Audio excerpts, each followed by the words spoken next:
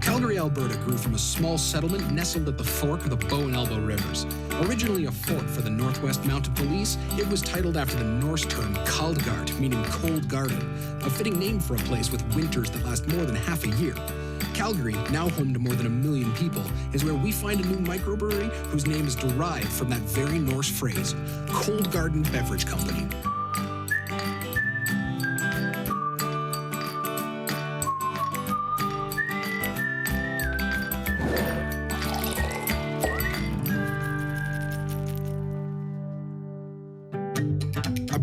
Is an incredible place. When you first see the fermenter and kettle, you become a kid again. You're in the presence of something magical that brings joy into your life. At one time considered a holy art, it's now practiced by a new generation of those daring and crazy enough to run their own business with an imagination and a passion for all things beer. Joining me today is Blake Belding, Cold Garden's head brewer. He's an alchemist of sorts, combining water, barley, and whatever else inspires him into that most fabled of beverages, once handled only by the Trappist monks of Belgium. So these are our fermentation vessels right here. This is where you put what you call sweet wort, and you mix yeast in there, and then the beer ferments. When that's complete, it gets pushed over into these, which is our bright tanks.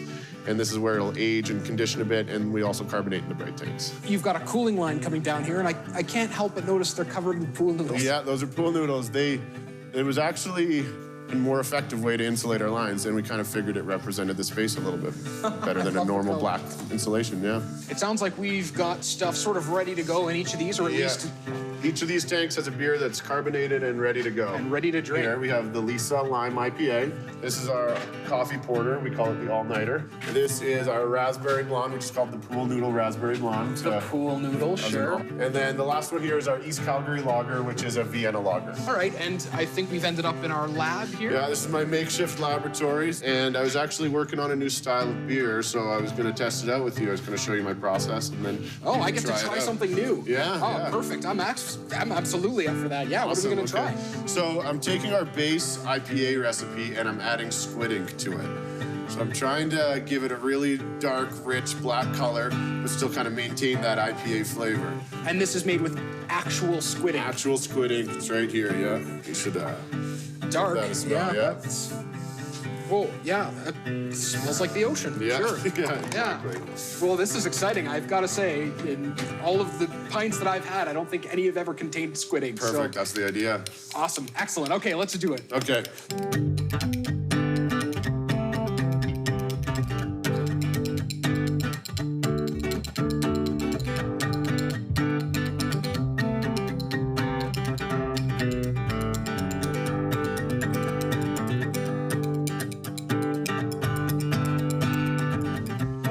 There you go. Fantastic. So that is a very, very dark IPA. There's a phenomenal cascade happening here. It's excellent action. Okay, well, squid ink IPA, bottoms up. Cheers. That's fantastic. Good. This is really tasty. Yeah.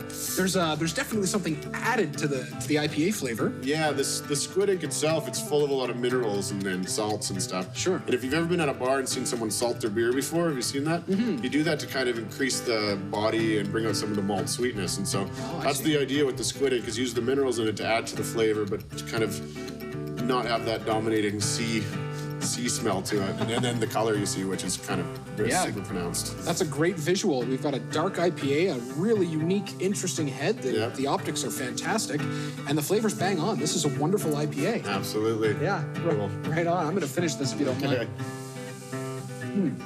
Squid ink IPA.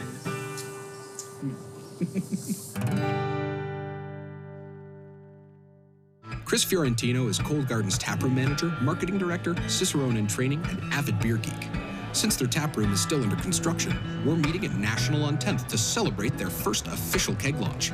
Chris and I are discussing Cold Garden's first 2 beers to ever be served in a public house.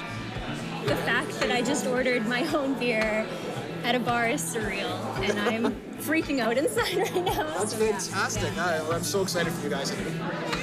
We're gonna try it. Okay, so we're gonna start, I'm guessing, with the raspberry blonde. Okay. The whole story behind its name is that we insulated our glycol lines with pool noodles. And so here we have the raspberry blonde. So if you take a nice big whiff of it, On the nose, you get these really bright, vibrant raspberry flavors, right? Yeah, that's a big nose. But then you take your first sip, and instead of being inundated with that overwhelming sweetness or tartness from raspberry, you get like the really nice, mellow, soft flavors of a blonde. So then we use Cascade hops to kind of balance out the citrus with the raspberry. Sure. And I think it finishes with a really nice, subtle, fruity raspberry sweetness. Well, let's give it a Take try. a sip, yeah. Cheers. Cheers.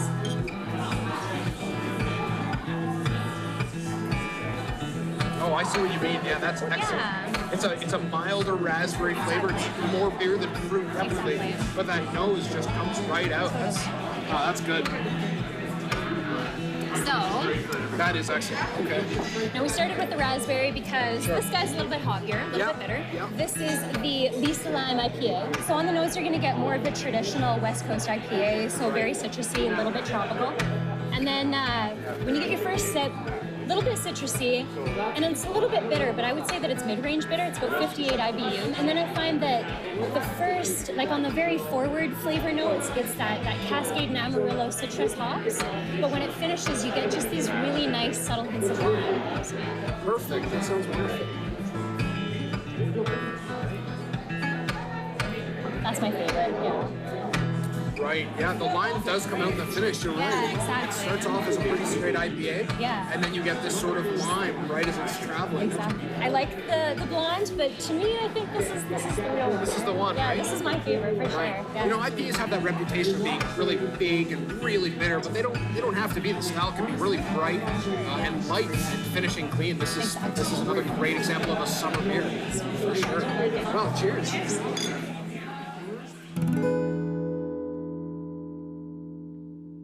A visit to National on 10th wouldn't be complete without partaking in their many recreational activities. From ping pong and table hockey to a bowling alley under the bar, they've got a selection of pursuits that could almost rival the number of beers on tap, which stands at a step above 70. We've convinced Cold Garden's co-owner, Dan Allard, to bowl some frames with us and talk about the process of starting a microbrewery in Calgary.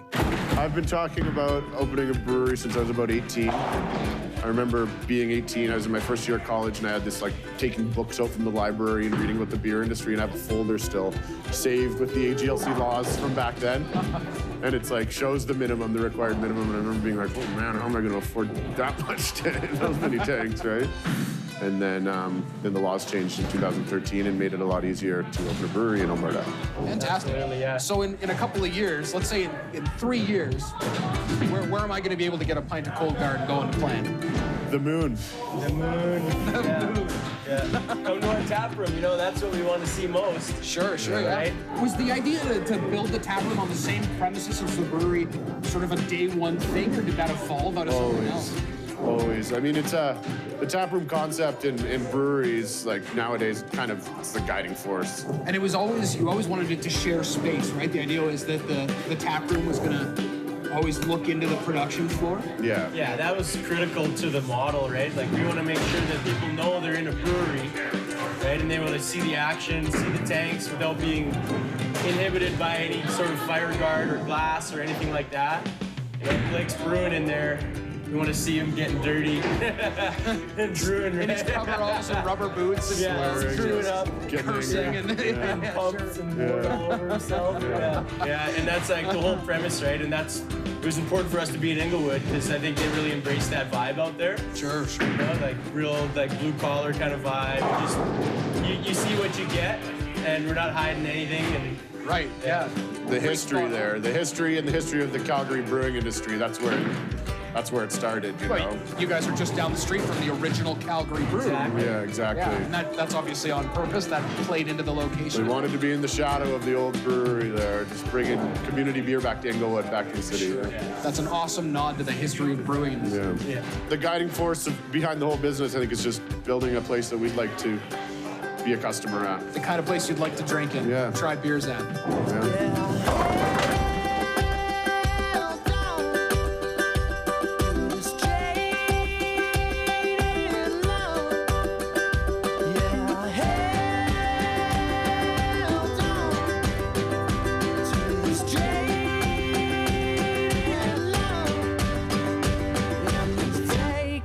Places where